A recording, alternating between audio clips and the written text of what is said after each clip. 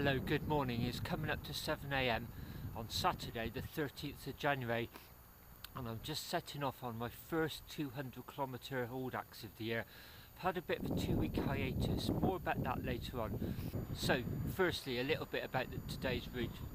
I'm actually heading up through Frampton Cotterell to the Severn Bridge, crossing over the River Severn into Wales, and at Chepstow the route almost becomes like a butterfly shape. So I'm heading over westwards to Usk, and then north up to Pontypool, then up to the UNESCO World Heritage Site of Blaenavon, and then there I'll cross over what's a well-known ascent called the Tumble, and then I'll drop down into Abergavenny, which should be round about the halfway point. And then from Abergavenny I run very parallel to the busy A40, but there's a minor road that runs either side of it, so I'll keep skirting either side of the A40 all the way to Monmouth. And then from Monmouth it's pretty much due south back to Chepstow, following the really beautiful steeply wooded Wye Valley, and then heading through Tintern back to Chepstow, then almost retracing my route back out. There's a slight little loop just to get the distance up to 200 kilometres.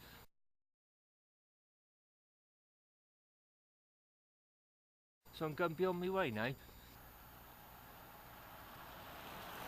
Andy!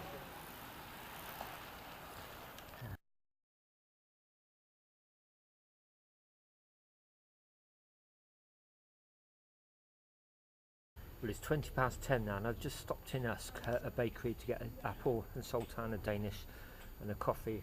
I'm sat in this little shopping arcade sheltered from the wind outside the co-op. I'm giving my Garmin about a 10-15 minute battery charge here and having a little bit of a snack. It never seems to hold its charge that well in the winter actually, and then it'll recover as the weather gets warmer in the spring. I find that now it's a pattern.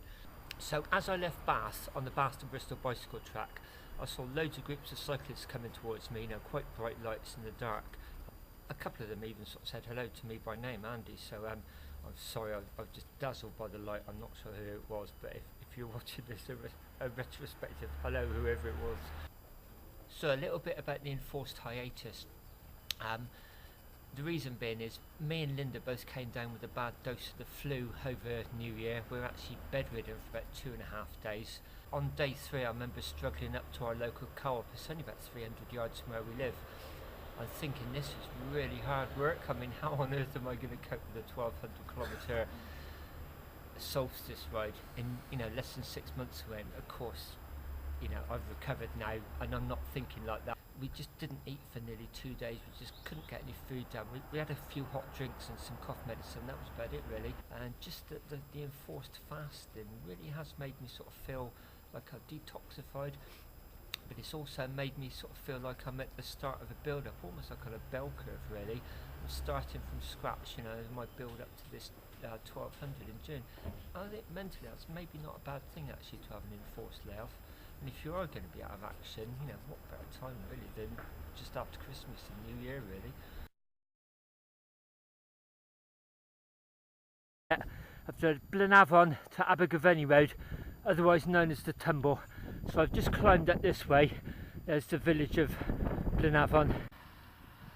That's the summit sign now. I'm going to refrain from the usual picture there. Just feels a bit naff, to be honest. Been there, done that, got the t-shirt. What I'm not going to refrain from is stopping down in Abergavenny and getting a bacon sandwich. That's much more my sort of thing.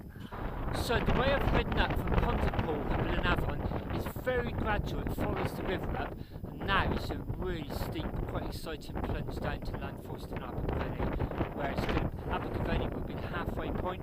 If the bus station cafe's not too busy, I'll stop there and do a creamy bacon sandwich there.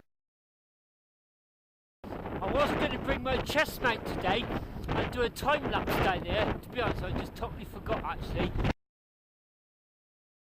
So it's 1:45 now, and a bit slight change of plan. I got really cold dropping off the Tumble down into Abergavenny. I'm very aware that I'm still getting over the after effects of flu, so it just made more sense to come and sit inside in a nice warm cafe. So I'm sat here now with coffee and soft drink, just waiting for a bacon sandwich. So I first came to Abergavenny, I guess in the 1980s. We were cycling up to Capel Fyn Youth Hostel up in the Black Mountains. That's long since gone. and I was sort of blown away with the town and the surrounding countryside then. And actually I've been here so many times over the years, but I just love it every single time I come. It's a pretty special place, today included. So I've just left Abergavenny and I'm now heading about 16 miles running alongside the A40. It's basically the top straight eastward section of the butterfly. Then when I get to Monmouth I'll do a direction change there, due south down the Wye Valley, which would be like the right hand side of it, the butterfly's right wing. I'm on this road for about 16 miles. At the moment the A40 is over there, but shortly it'll be on that side. Then I'll keep crossing either side of it as I run parallel to it. Well, it's about 2:30 PM now, and in the Wye Valley, halfway I guess between Monmouth and Tintern. The river looks very high at the moment. You can see how lovely and steep and wooded this valley is. Well, just a bit of information actually concerning the next couple of months actually. This road is actually going to be closed at weekends. There's going to be diversions where they're resurfacing the road and repairing landslips, where you can sort of see if you're cycling up here, the only possible diversion is some really steep climbs. So every weekend from the end of this month, and then during February and March, it's going to be rolling closures and there'll be diversions. So the last opportunity for the winter to get along here actually, so making the most of it really. So it's about 6:30 and I'm nearly finished. I'm back in Bath, less than a mile from my house. I have to say the weather conditions were quite benign today actually, but the first 100 miles went fairly smoothly. The last 25 miles it's been, I felt quite stiff and sore in places. My upper arms are aching, lower back. I'm actually quite pleased about that, because it feels like I'm starting from that base I referred to earlier on.